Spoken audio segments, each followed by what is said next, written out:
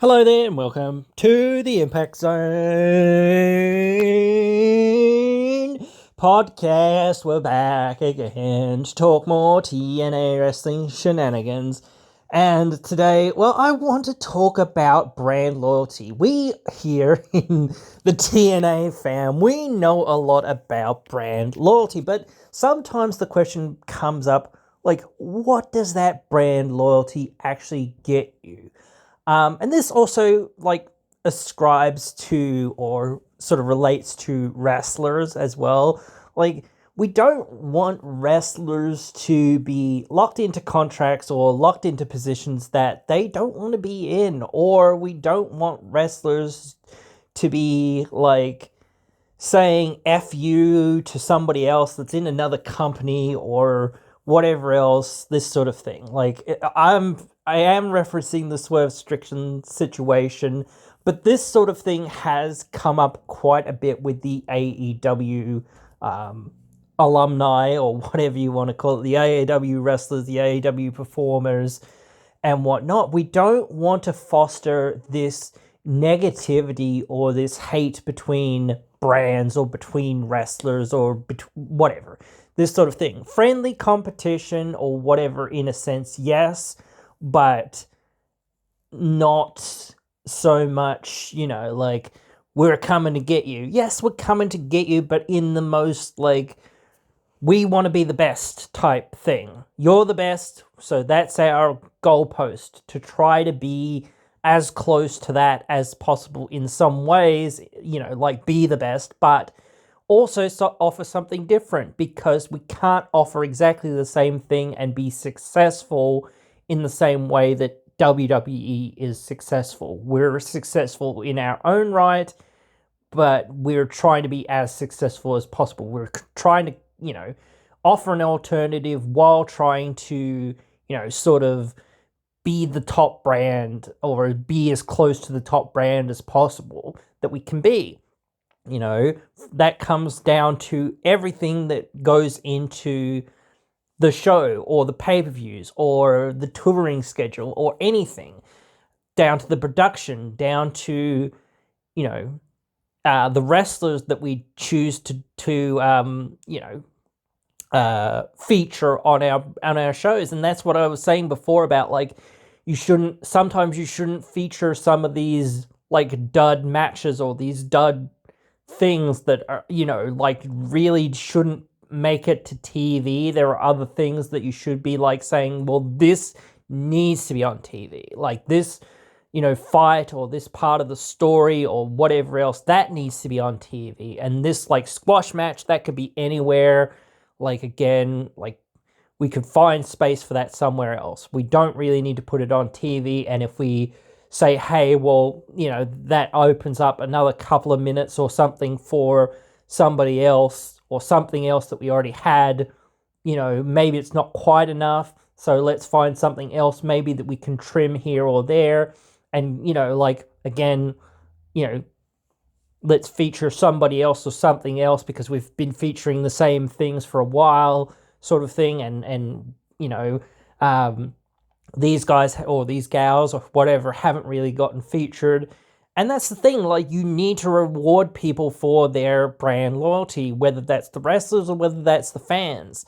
At the end of the day, that's what brand loyalty should get you. If you're in a company for a long time, and even if it's not something you're going to get the world title, you expect to be treated with a lot of respect. You should be treated with a fair bit of respect anyway, no matter who you are. But hey, you've been here for quite a while now, 5 years, 10 years, whatever it's been. So you're you're part of the furniture. You start becoming part of the furniture. So you don't want people to be forgetful or being taking you for granted or whatever else it is, that sort of thing. You want, and same for the fans.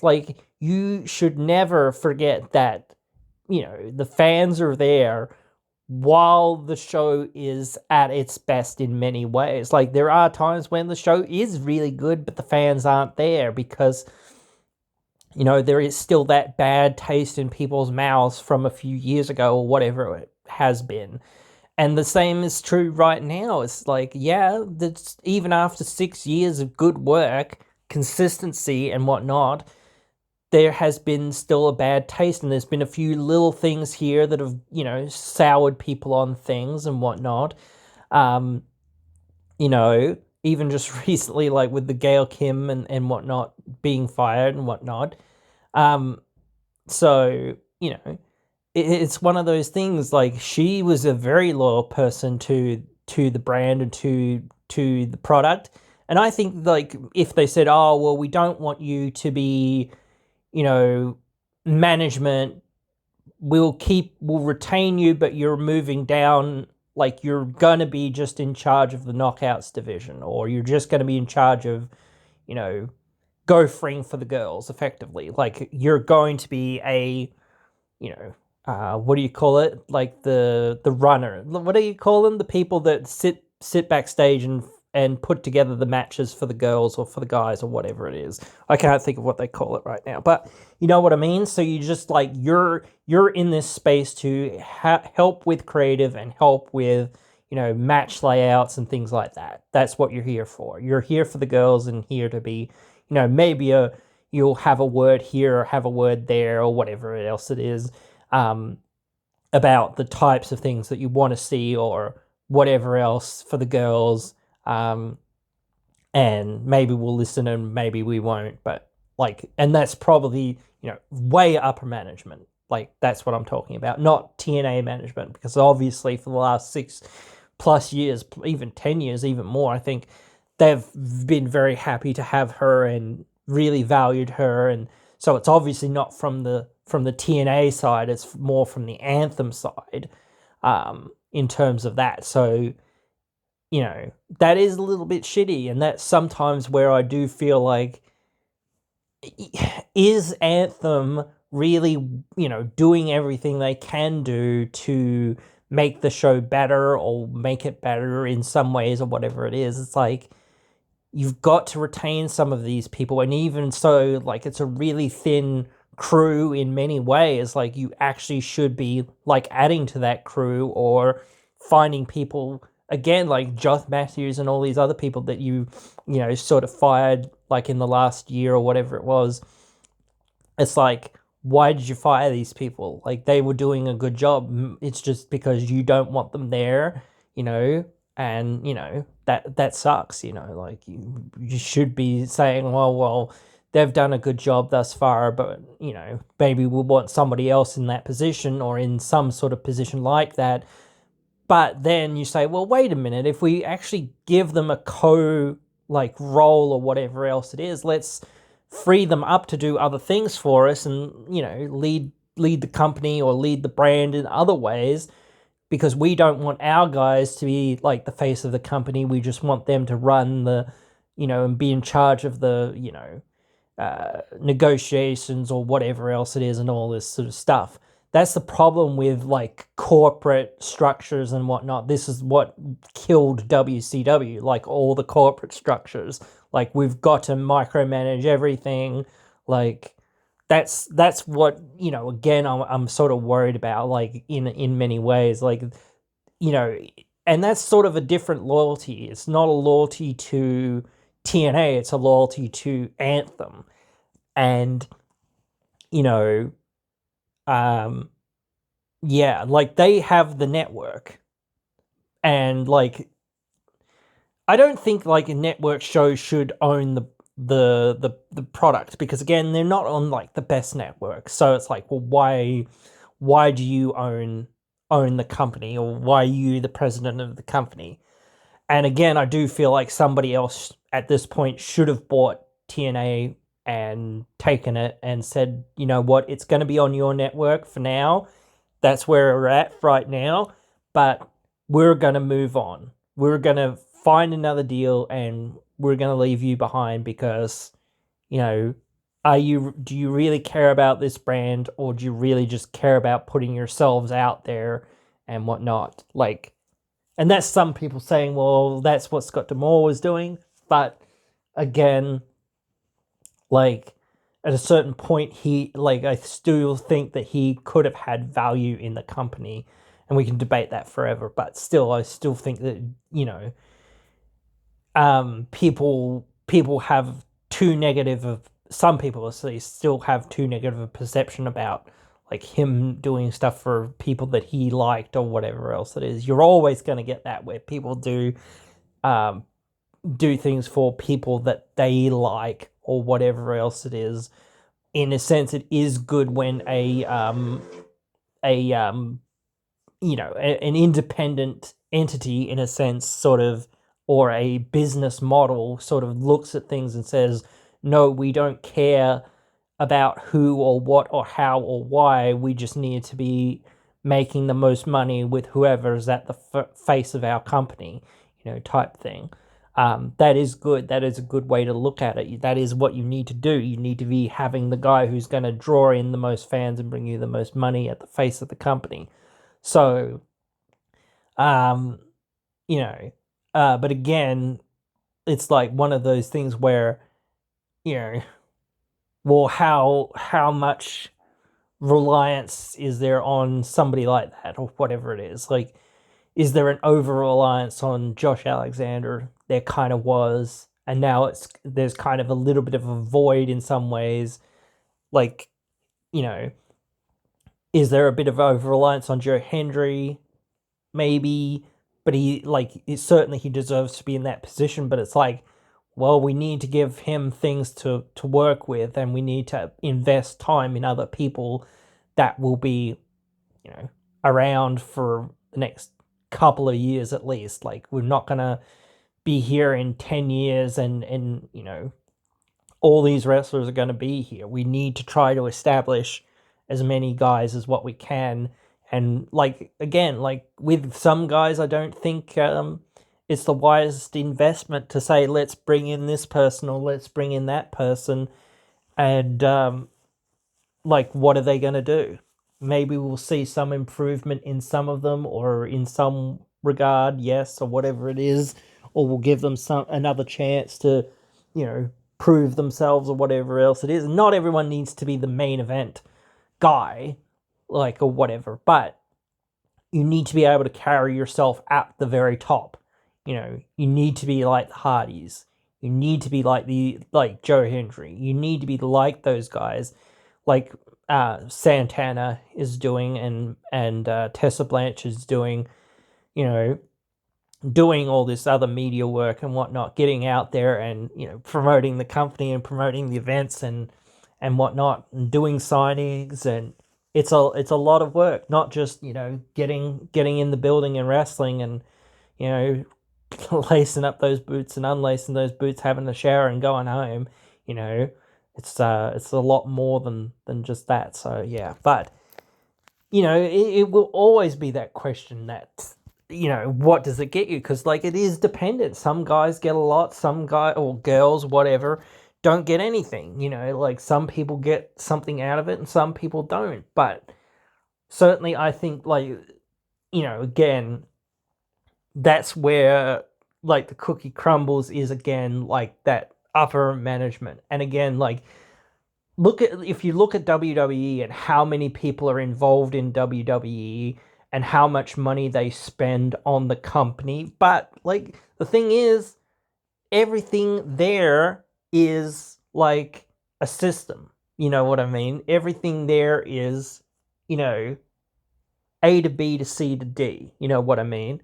TNA has had some of that in the past. And I think, again, getting rid of some of these people that were there, erodes some of that, framework, and erodes some of that, natural kind of people that were, in the business or whatever else it was type work that these guys were doing and whatnot. So it's well, why would people strive to be in management, from, retirement, which is what, a lot of people should look to do. Look at Road Dogg, look at a bunch of people that have retired in the last few years.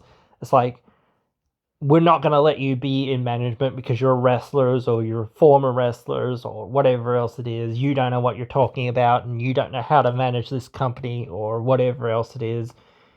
And maybe they don't know exactly how, but again, like, just to put your friends in there or to put somebody in there that's, there for your corporate structure or whatever else it is, it's like, you know, I don't love that. I know that like if you're trying to make everything as efficient as possible, again, many hands kind of make light work in a sense as well. But again, it's sort of like, you have one person to talk to, or if you do have a few people to talk to, it's like, well, here are the 4 or 5 people, or whatever it is. It's like very clear these are the people that you're gonna talk to, or you're gonna go and you know have to raise an issue with, or whatever else it is. And it's like that can't change, that, or at least it can't change very often.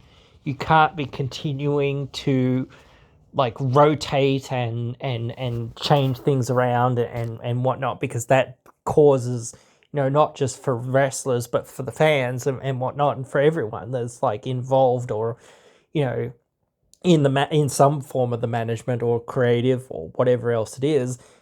Like, who the heck are we meant to talk to? Who the heck is in charge? Like, last year, or whatever, I think it was last year, it was that they put someone in charge of it, and we never really heard about them or never really heard from them, and not really much really happened, and whatnot.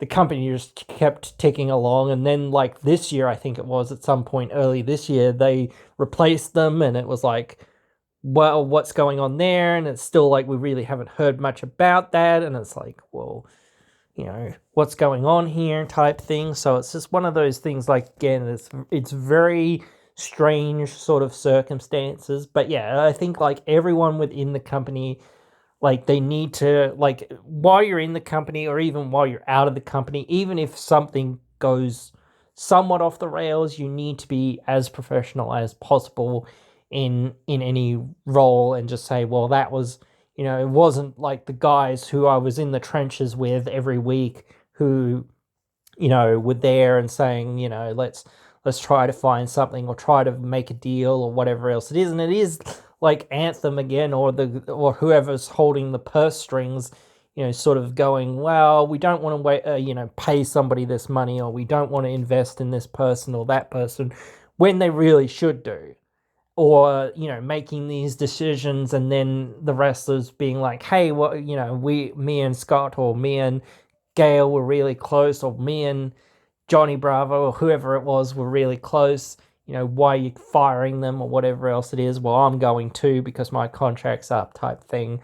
you know so in some ways, fair enough, because again, like, that's who, again, these people like relate to a lot of the time. And it's cool to see in WWE in many ways that a lot of these people that have been involved in the business are getting, a lot of other opportunities, not just to mentor with talent, not just like, oh yeah, we're gonna stick you with the Legends contract, and just so that you can't go to AEW, or just so that you can't go somewhere else, or we're going to tie you to us, like, or, like, if we want you to do a documentary or do something else, we're already kind of paid you, so, you've got to turn up, or whatever else it is. So, but yeah, I don't know, guys. Obviously, as I say, it's sometimes like one of those things that some people get basically nothing for, a lot of hard work, or even a little work, or whatever it is, or a fair amount of work, or whatever it is. And other people get, like, really well rewarded for just a little bit of work, and or a lot of work, or whatever it is. But again, that's where I feel like within the within TNA, it is them thinking, okay, well, we at least can figure this out for this person, because, like, even if they, like, the overarching bosses perhaps don't want something, or don't see something, or don't see the value in something, or whatever, or someone, it's like, well, we see the potential there, and we're going to give them like doing this mid-card stuff or whatever else it is, so that we can elevate them at some point, and we'll hopefully see a return on that later down the road, and eventually they'll catch fire, or whatever else it is. But, from the more management side, it's like, well, come on, guys, you've got to leave us to our own devices type thing, and everything kind of takes time and that, and, you know, yeah, it is a real nuisance to have to report or to, you know, you know, kowtow to somebody in that regard. Like, if somebody says, "Oh, well, you're on our network, we can't have you doing this or can't have you doing that or whatever else it is," that's perfectly understandable in saying, "Oh, yes, you can't do this, can't do that," or whatever else it is. Okay, fine. We're not gonna, have heavy swearing. We're not gonna have, nudity on the show or whatever else it is. But yeah, like saying, "Oh, you know, we're going to control every single thing, and we're not going to let anyone stand in our way of, running this business, and anyone who contradicts us is out," and this sort of thing. Like, that will just like turn everyone against you, or basically turn everyone against you eventually, because again, you're not being like open to saying, okay, we'll have, an open dialogue with everyone. We might not agree on everything, but at a certain point, you know what? We're going to try to, we're trying to focus in on what's best for business, what's best for, the bottom line, etc. So, yeah. Um, but yeah, that is important to think, like, what is, you know, our our loyalty to them, or what's, basically none, in my opinion. That's me. But that's their, like, from their perspective as well, what's their loyalty to us? Like, think of it the other way. What are, their guarantors to the fans? And that should be like really big, but they don't really have that. They just have the, well, we've got to, deliver every week or in every month, and that's it. Like, as long as we're doing that and just sort of skating by barely, like, that's what we want. We, like, as long as we're profitable and very profitable, and we're just skating by every week, we're not going to shoot for anything more than that. We don't really care. So that's where I'm at. Like, that, I don't feel like they do care, or they really want it to be on another network. Really, I think that they're holding TNA back from like trying to get out there and do more, because they're like, well, if they do that, then we're not going to have any more control over them, and we're not going to be able to, you know, make sure that they're doing what we want them to be doing. But then again, it's like, well, if we get them out there more, we'll get more profit. So it's like, well, sort of a to and fro sort of situation, where I don't think they really know what they want to do with the company. They just want to keep it, so they're making money off of it at a certain point. So that's where I think things are at with that. That's just my opinion. And they did a very good job many years ago, and they did picking up the company and buying the company, and that was, very nice of them. And they've held down the fort for many years with the company in many ways, and now the company is turning the corner in many ways, like or it has been. So it's like, well, come on, let's, get to the next level, or let's try to make this thing bigger and explode and do really well. And I just feel like they're like, no, let's hamper it at every single turn, or let's try to rein this in at every single turn, kind of thing. Um, you know, or we really need to control this, or whatever else it is, because, somebody somewhere has that, perspective of, we know what we're doing type thing, or whatever. So listen to us or get stuffed type thing, like, so.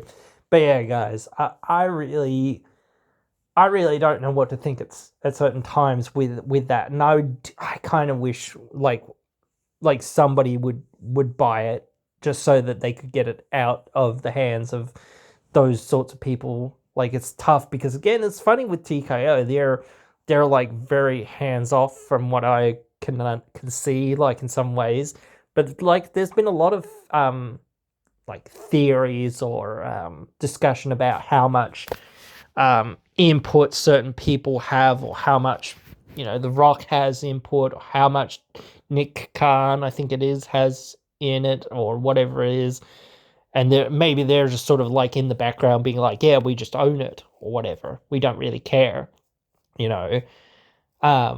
So that's kind of what we want. We want somebody that's like that, that's just like, no, we're here, we own the company, but we want them to go and shoot for the best, and, we're going to pursue, what we think is best for this company, not just, for ourselves or whatever else it is, But if it is, best for the company, then it is going to be best for us. So even if it's, not on our network or on our thing or whatever else it is, it's like, well, it's over there making us the most money that it probably can. So, and getting in front of as many eyes as it can. So this is the next step for it in that regard. So, but yeah, guys, I hope for the best, and I think that's what we all want. We all continue to be loyal to it as well. So, we want that reward coming for that